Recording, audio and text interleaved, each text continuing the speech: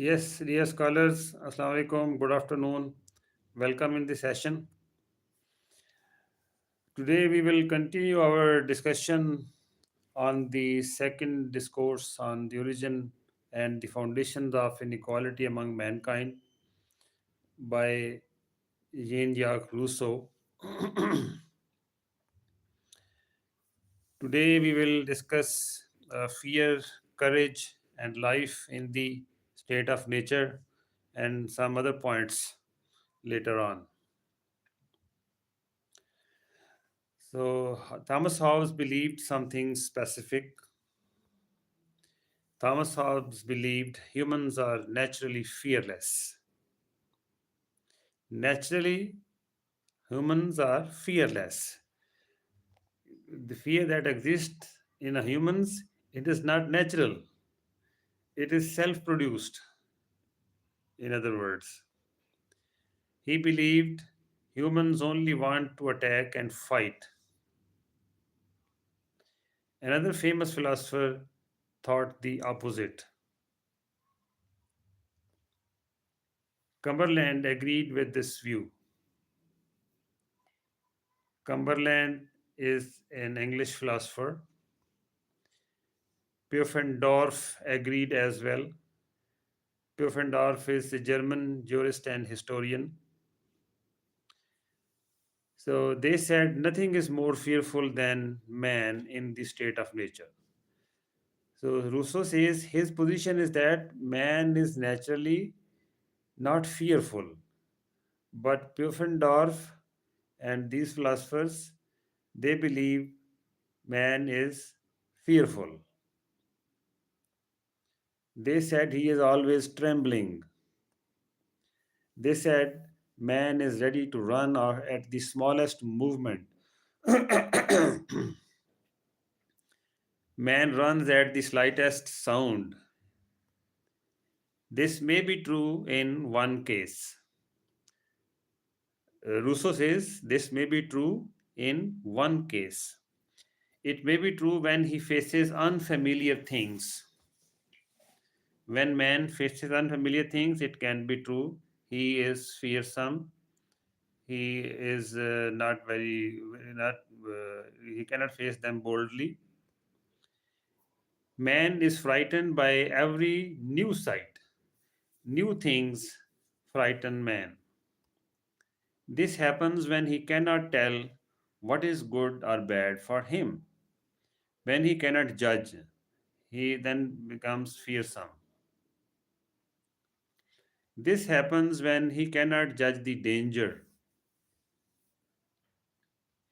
This happens when he cannot compare his strength with the risk.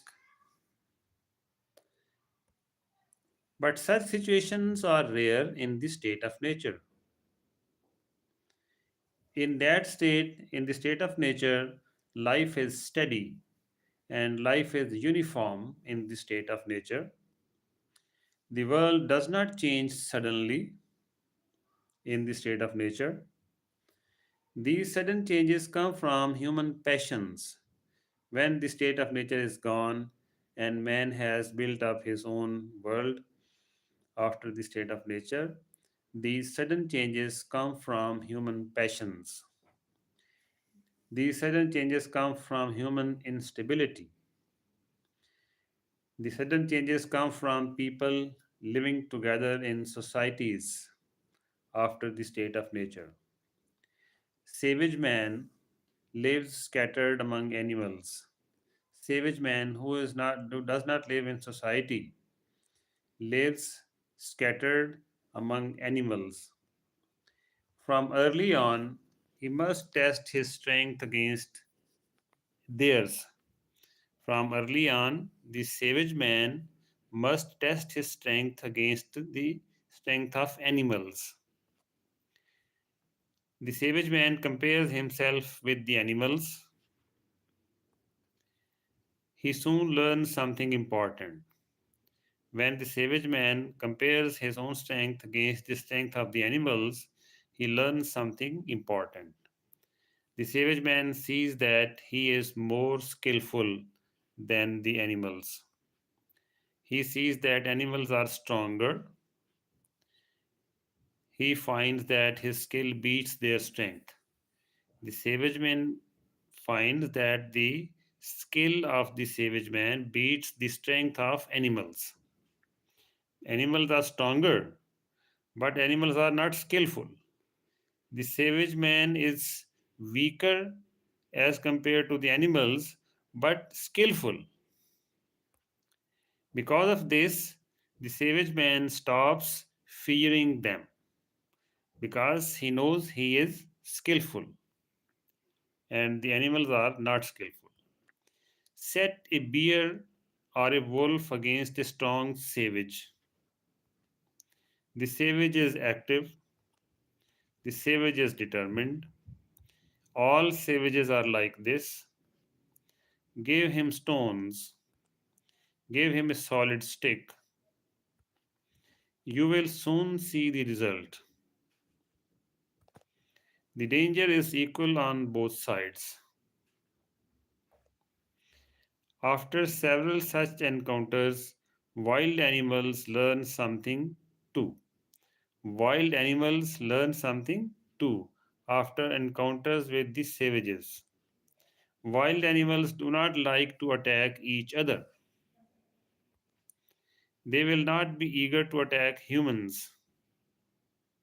Wild animals will not be eager to attack humans.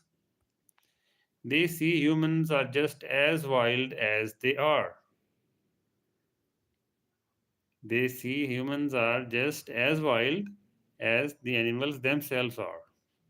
Some animals are truly stronger than humans. Against them, humans are like weaker species. Weaker species still find ways to survive. Humans have not have one great advantage. Humans have one great advantage vis-a-vis animals. They are just as fast as these animals. Every tree offers a safe shelter. So humans can use trees as shelter. Trees are almost impossible to invade. Because of this, humans can choose. Humans can accept the fight against the animals or they can refuse it. They can take shelter in the trees. They can refuse to fight against an animal. They can fight or they can flee. Let us add one more point. No animal naturally makes war on humans. This happens only in self defense. Animals attack humans in self defense, Rousseau believes. Or it happens in extreme hunger.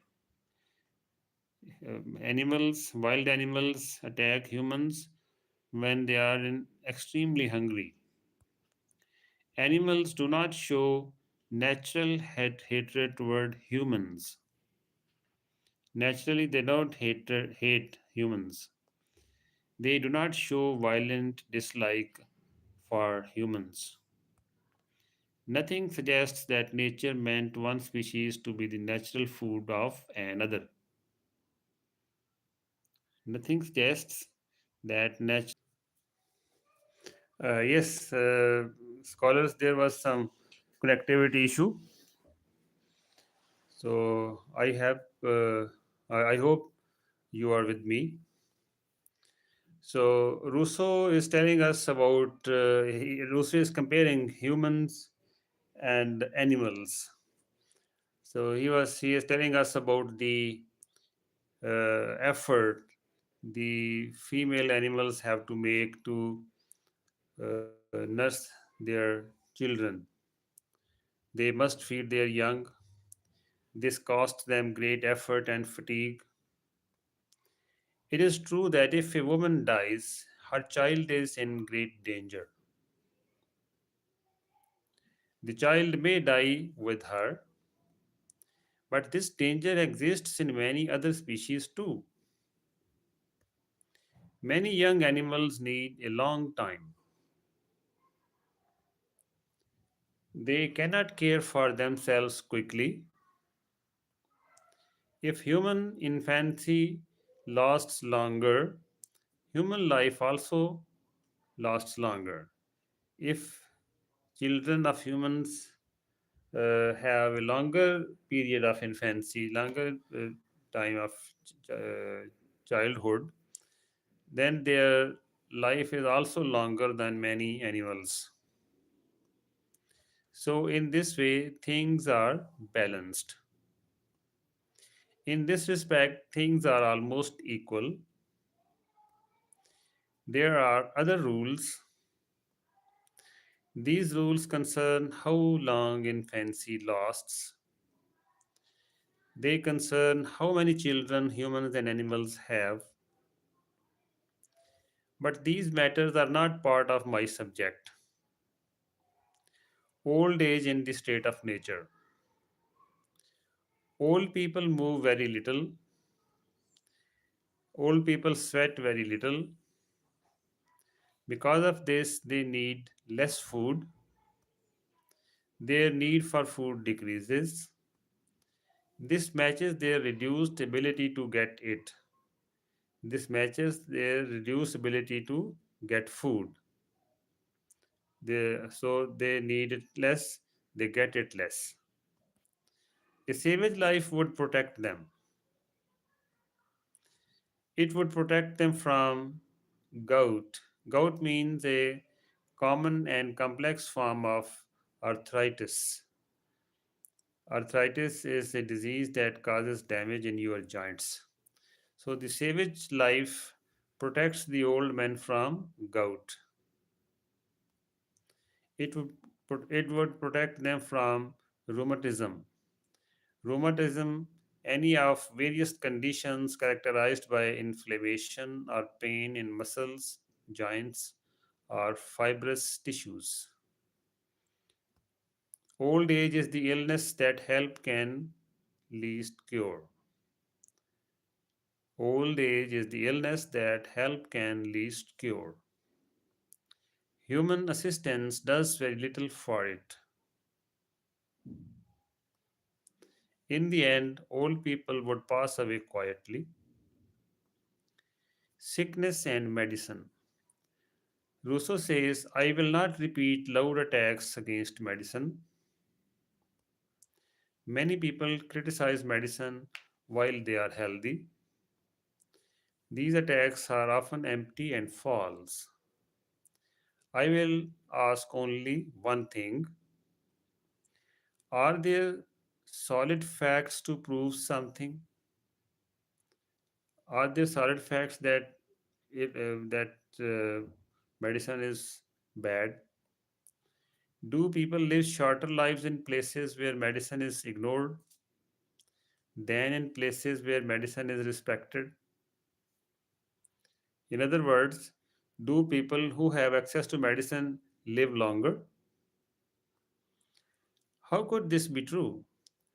We create more diseases than medicine can cure. So, there are side effects of medicines. So, medicines cure one disease and they cause more diseases in our bodies. This think about how we live. There are huge differences between social classes. Some live in extreme idleness, lazy. Some are extremely lazy. Others live in extreme labor. Others are hardworking. We easily excite our desires. We easily satisfy our passions. The rich eat over the rich eat overly refined foods. The rich eat strange dishes.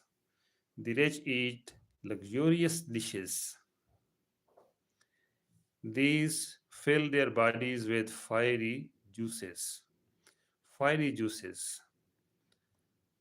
These cause indigestion. The luxurious dishes, they cause indigestion. The poor eat unhealthy food. Even this poor food is often not enough for poor. Because of hunger, they eat greedily when they can. The poor eat greedily when they can eat more. They overload their stomachs by overeating. Add to this late nights. Late nights means uh, going to bed late, not sleeping in time. It means late nights or late hours. So overeating and late nights add excess of every kind,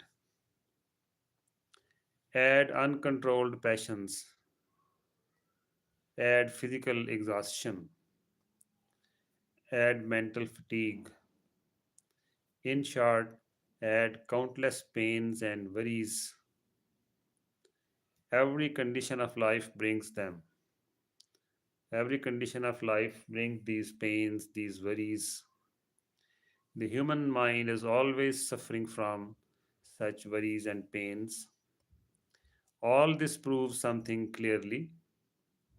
Most of our illnesses are self made due to overeating, due to late hours, due to indulgence in desires and pleasures. We could have avoided them. We could have avoided them by following a simple way of life. By following a uniform way of life, we could have avoided them. By following a solitary way of life, this is the life nature set for us: health, reflection, and civilization. If nature meant us to always be healthy, then I almost dare to say this: a life of constant reflection is against nature.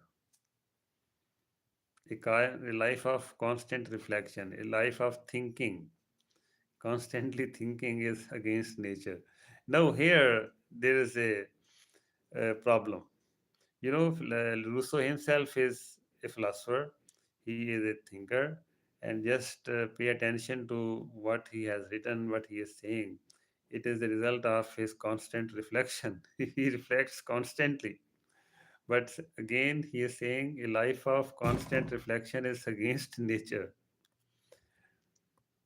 A man who always thinks deeply is a weakened animal. It causes weakness. Look at the strong bodies of savages. So savages don't think, they are not thinkers, so their bodies are strong. At least those not destroyed by alcohol. Think about this fact. They suffer from very few diseases. The savages suffer from very few diseases. Mostly they suffer only from wounds and from old age. This almost proves something. The history of human disease is really the history of civil societies. Plato believed this too. He noticed certain remedies. Plato noticed certain remedies for diseases. These remedies were used or approved by Podalirius and Machaon during the siege of Troy. Troy, it is in Asia Minor, Anatolia. Podalirius was the brother of Machaon, with whom he led the Thessalians in against Troy.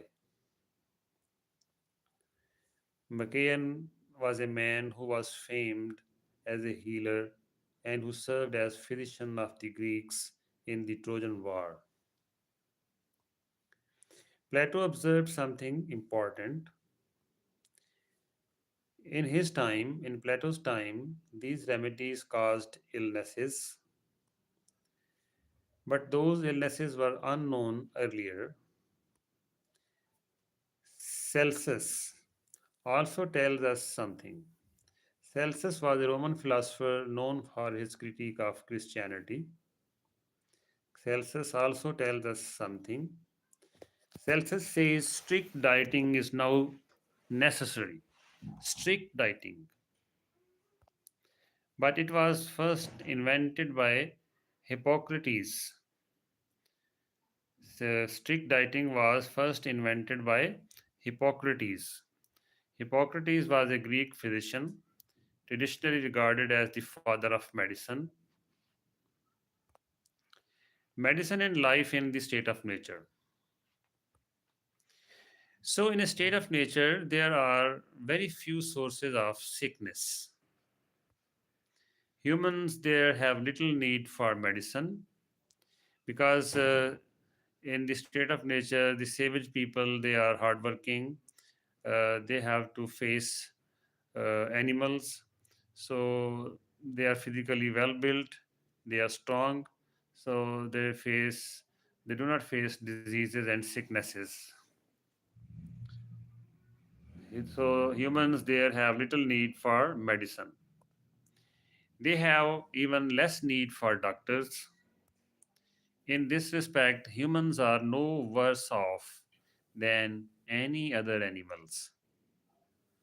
Humans are no worse off than any other animal because other animals don't in the open in the wild they do not fall sick, so they are free of diseases. Similarly, the savage people in the nature, state of nature, they are free of diseases. Ask hunters a simple question.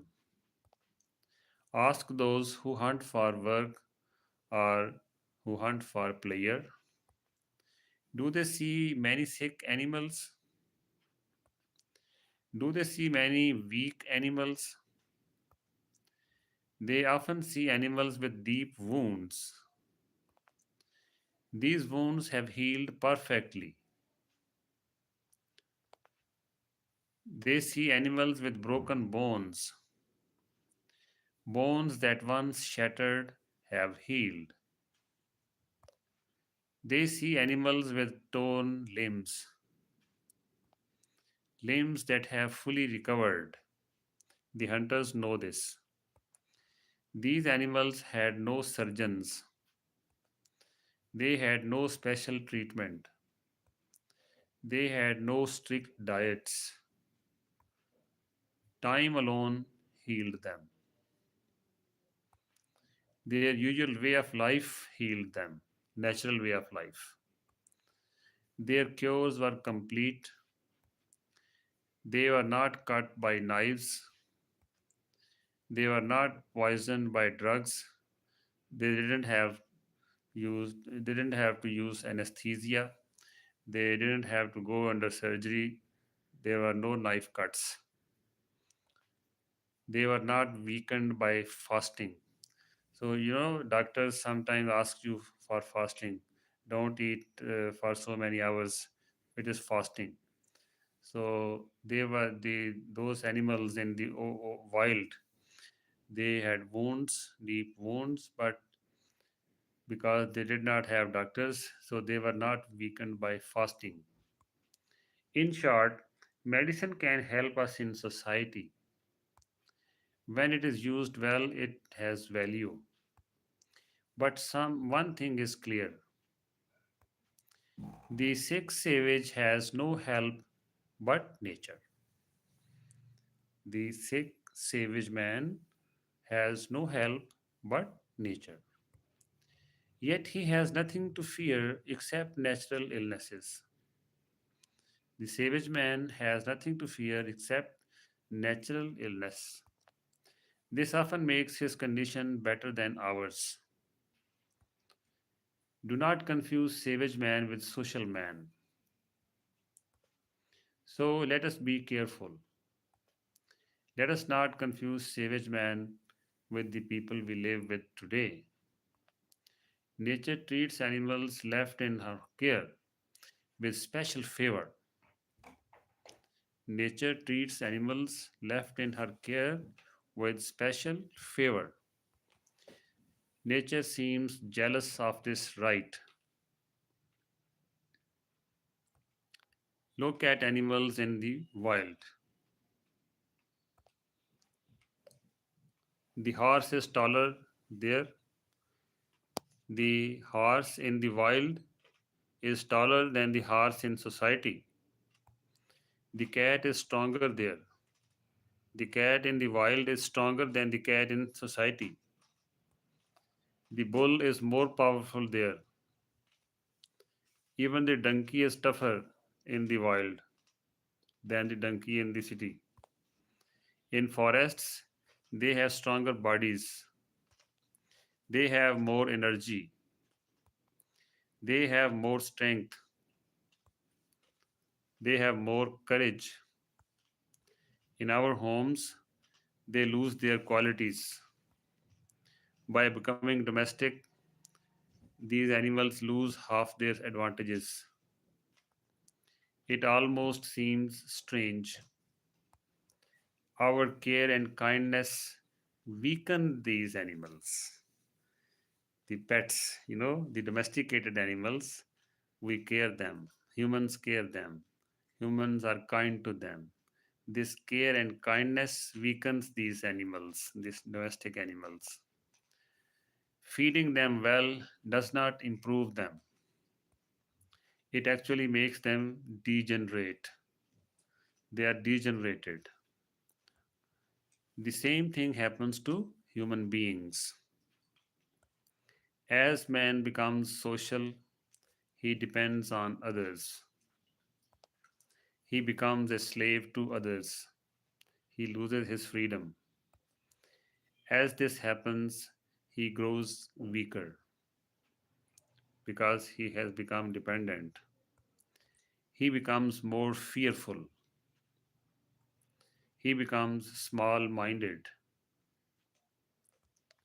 His soft and comfortable life weakens him. It drains his strength. It drains his courage. The difference between humans grows larger. In the wild, in the state of nature, there was not, the difference among humans was not large. In the civil society, in the domestic environment, domesticated environment, the difference between humans grows larger. The gap between savage man and civilized man becomes huge. This difference is even greater than the difference between wild animals and tame animals. The difference in the savage man and the civilized man is even greater than the difference between wild animals and tame animals. Nature treated humans and animals equally at first, but humans add extra comforts for themselves. They indulge more than animals do. These comforts cause humans to decline faster. They make humans degenerate more quickly. Our comforts make us degenerate more clearly.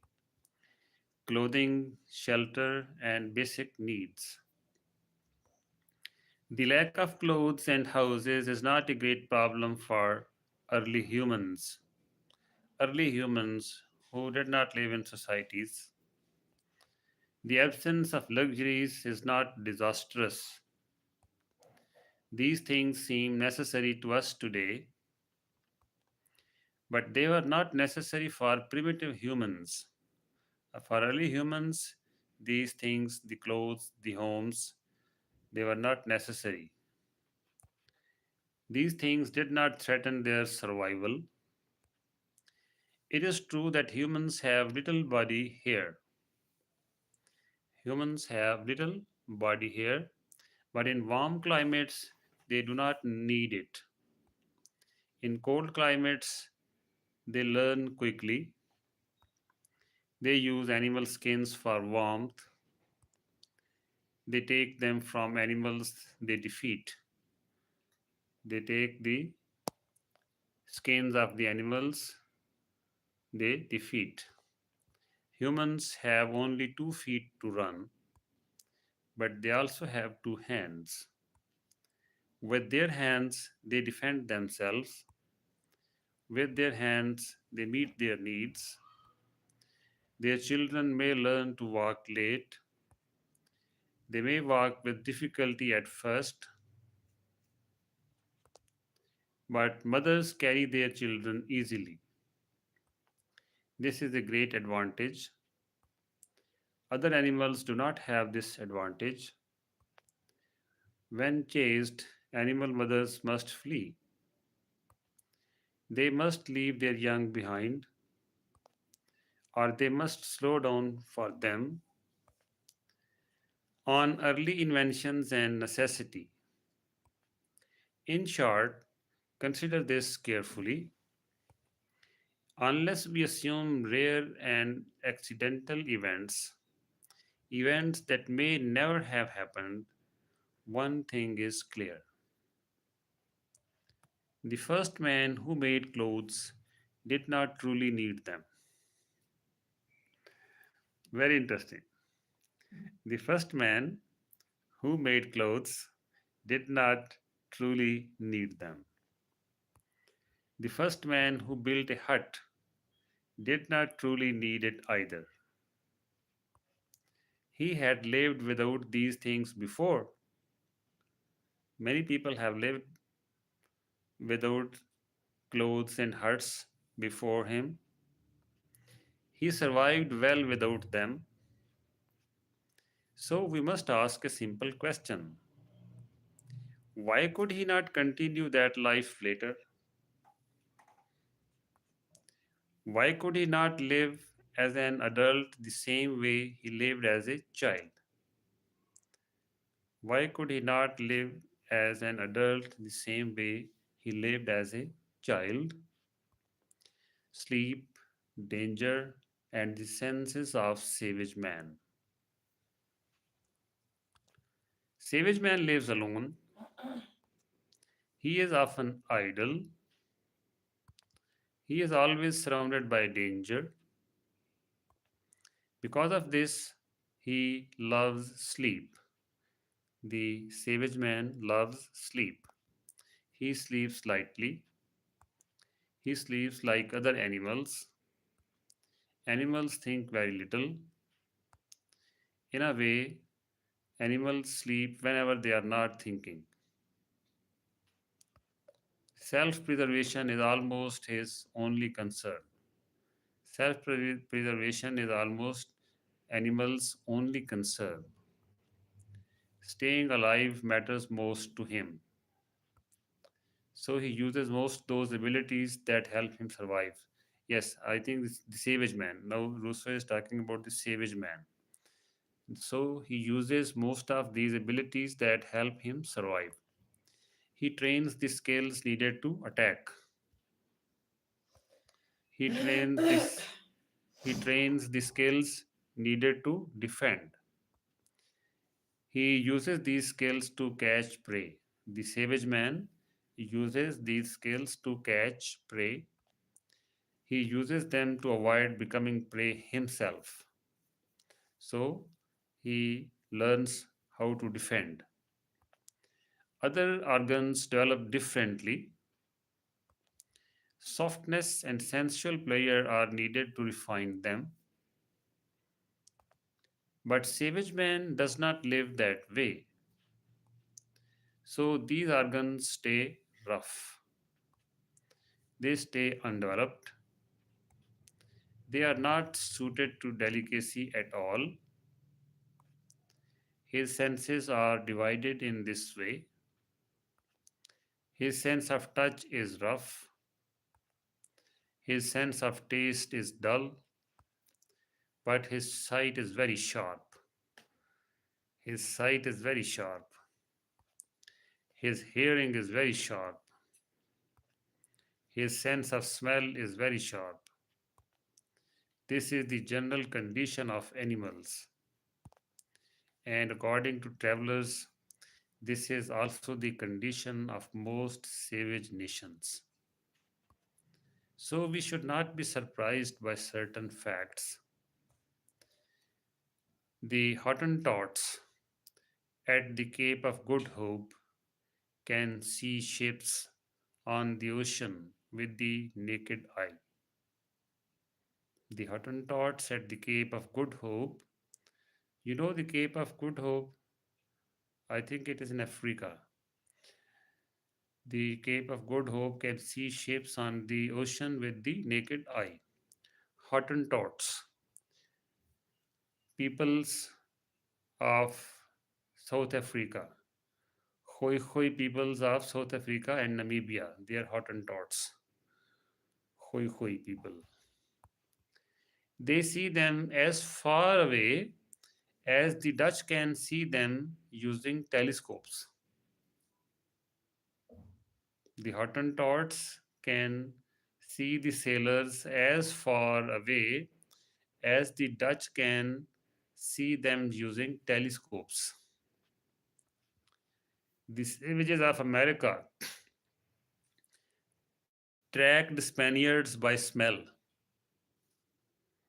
The savages of America tracked Spaniards by smell. They did this with great accuracy. They did it as well as the best dogs.